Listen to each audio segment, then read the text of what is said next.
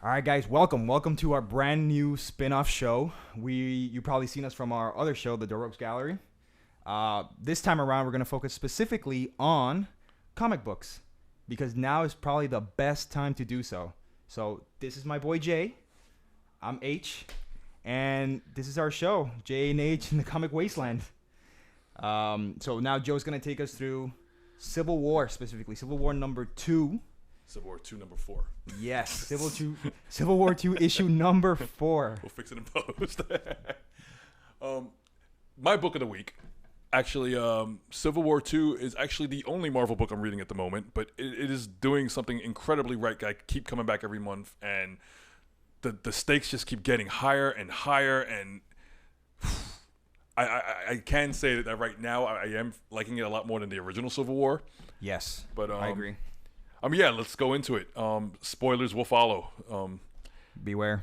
So She-Hulk's not dead. She-Hulk is not dead. Yeah, I was surprised. I was pleasantly surprised. Yeah, and honestly, I do love She-Hulk. yeah, I've always liked the character. That's why when we thought we lost her an issue or two ago, I was like, holy shit. Exactly. But so Carol Danvers, Captain Marvel, has the duty of telling her what's been going on while She-Hulk is, in a coma, and spoilers for number 3. She-Hulk's cousin, Bruce Banner, has been killed by Hawkeye. Yeah, let's take a step back for a minute. Let's start. Let's just talk about exactly where this started. There's this Inhuman, brand new Inhuman, Ulysses Kane. Yeah. He is just young dude, college dude. And through the Terrigenesis process, he became a quite interesting character because of his ability to foresee the future. Or However, so we think. Exactly. However, which we will get to later on, that might not be the case. And some stuff happened. Let's just say that Colonel James Rhodes, known as War Machine, bought the farm. To put it Put lightly. it delicately. No, he got killed by Thanos in one of his incursions. He was part of Carol Danvers' crew. And a lot of people got hurt, but he got killed. Unfortunately. And Tony Stark did not take it too well. Oh, no. It's interesting because the first Civil War, I'm going to say he was probably on the wrong side, sort of. No, because on paper, you would think that Cap and Iron Man would have switched sides. Exactly. That you would think that Iron Man would be anti-registration, exactly. And Cap would be pro, but it was the other way around. Right. This time, I think Tony Stark might actually be on the right side, and even Captain America agrees with him. Yeah, that's what I was going to get into next. So after Carol Danvers has the unfortunate duty of telling She-Hulk that her cousin's been killed, and Hawkeye has walked, proven innocent by a jury of his peers, Tony Stark calls a meeting of some of the most elite characters in the Marvel Universe. We have Steve Rogers, we have the Black Panther, we have Black Bolt, we have Medusa, we have Hank McCoy, Doctor Strange, and Carol Danvers. And Tony Stark lays out the process through which Ulysses is able to predict a future. He's able to take all the information that is available to everyone in the world that's happening at one given time. He just absorbs everything around him. And he predicts the most possible future. In other words, he has an algorithm for the foreseeable future. Now, the problem with this is that it is a very probable future, but it's not the absolute future. Exactly. Because in the present moment, the future hasn't been created yet.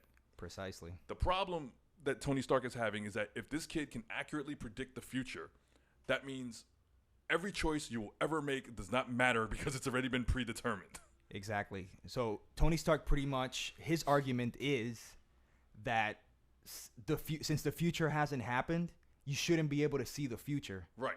So, I mean, he's a smart dude. He knows exactly what he's talking about. And he says, listen, it's impossible to see the future because it hasn't happened. In essence, this is profiling on the grandest scale possible. Right, like not racially, just like on a global scale. Like everybody's being profiled into this mess. And it's almost a bit like Minority Report.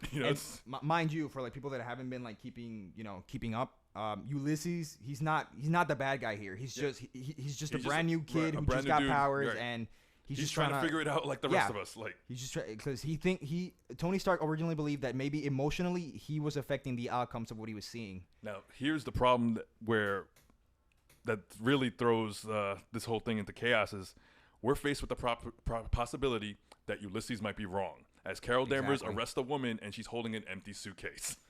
Right. They just learned that this time around they were wrong. His vision was wrong. Even they weren't expecting that. At least Carol's team was not. Here's the thing: is that like Carol Danvers so far has taken everything this kid has seen as the gospel. Like she has put her total faith into it, and all her decisions have been final. Yeah. So if this kid is actually even the remote possibility of being wrong about something, this is a problem. So here's the deal. Either side, Tony's or Carol's, they're not entirely right or wrong. Right. I'm gonna side with Tony on this one because yes, you're basing stuff on a probability. And listen, my real job is it's in the investment banking world. So probability is the people I surf for. But in this case, Carol might not be entirely wrong either because they've been able to stop like some really bad shit from happening. She makes the case where if you know something bad is going to happen, even if there's a remote chance of it happening, we have to act on it. We can't be reactive because it could cost innocent people their lives. And the stakes are higher this time around because in the first Civil War, it was all very government-based. This time, it's not so much government-based as it is like an ethics scenario, and the government doesn't have the right to stop the Inhumans or one Inhuman from doing what it has to do or doing what she. No, the Inhumans are not covered under our laws. Exactly, they're their own governed society, and so we don't know what. So the only people that are actually like in the war are legit superheroes. Like they're the ones who need to like decide what's gonna happen. And history has shown Tony Stark that he doesn't like disagreeing with Captain America. Right. Steve, so he even flat out says, "Steve, if you tell me I'm wrong, I will stop right now." Like, and here's the thing. Cap doesn't completely tell him that he's wrong. No, Cap is he questions it. He's like, "Are you sure?" And Carol Danvers even makes the point of, I want Hank McCoy to look at this info, and I'll judge for myself because, frankly, she doesn't trust Tony Stark right now. And what does Hank do? He already looked at the data. Yeah, Hank McCoy has already looked at it, and not only has he already looked at it, the info is correct. Yeah, he's like, it's not wrong. So then Carol and Tony proceed to take shots at each other over the death of James Rhodes. Exactly, low blows, mind you. It's not an easy decision, and the way Civil War 2 issue 4 ends, they're pretty much about to like beat each other up. Like that's exactly where. And these are some really impressive factions. I mean, Tony has the all new X-Men team. He got Sam Wilson. He got Luke Cage. He got Ms. Marvel. He got Riri Williams, his new apprentice. He got Doctor Strange. He got the Kate Bishop Hawkeye. He has Steve Rogers, Miles Morales, the Vision, and Thor Jane Foster. However, Carol Danvers rose up to the top of the helicarrier with her Ultimates team, the Extraordinary X-Men team, S.H.I.E.L.D., and then lo and fucking behold, the Guardians of the Galaxy. Yeah, no, she has her own like all Alpha Flight, and she has the entire government backing her, which is pretty intense.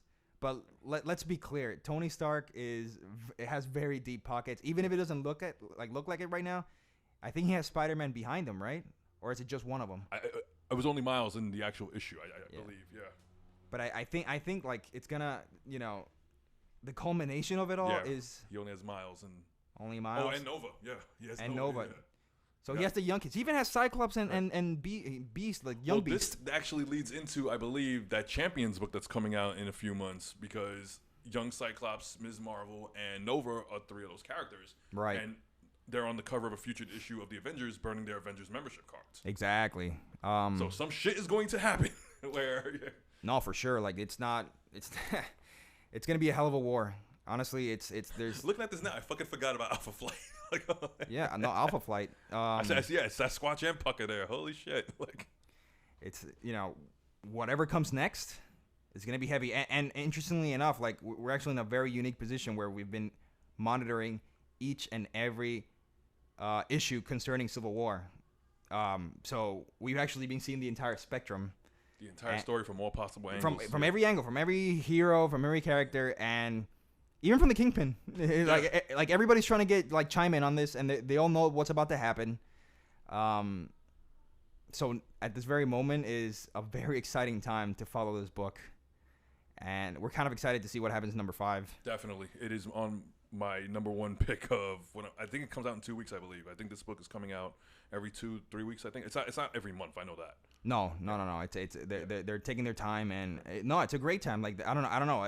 Both Marvel and DC have had a meeting with Jesus, and come to Jesus meeting, and they definitely got their shit together. So now it's it's fun. What's about to happen, and after the war is over, we'll see what pieces are left. Yeah, I mean, if at this point we're even unsure who will be left, Exactly. But nothing in close. Any final thoughts? Like I said, this is the one Marvel book I'm reading. I mean, maybe I should expand to some of the other Civil War tie-ins, but right now, this book is doing everything right for me right now, and I cannot wait for the next issue.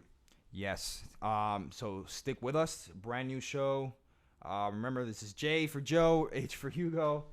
Hopefully you like us. As you can see, I'm barefoot. I'm the comfort of my own home. We're doing this comfortably. We don't want to bullshit you. We beyond all the cake and watermelon, we want to do something that's fun for you and you understand what's going on. And you can ask us any questions you may have.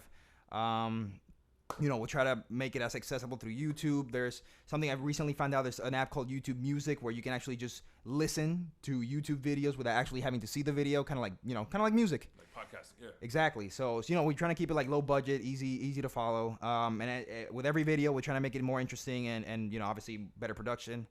Hopefully you guys enjoy. We'll see you guys next week reviewing another book. Yes, please. So here you have it, J&H in the comic wasteland. American Wasteland. Stay tuned.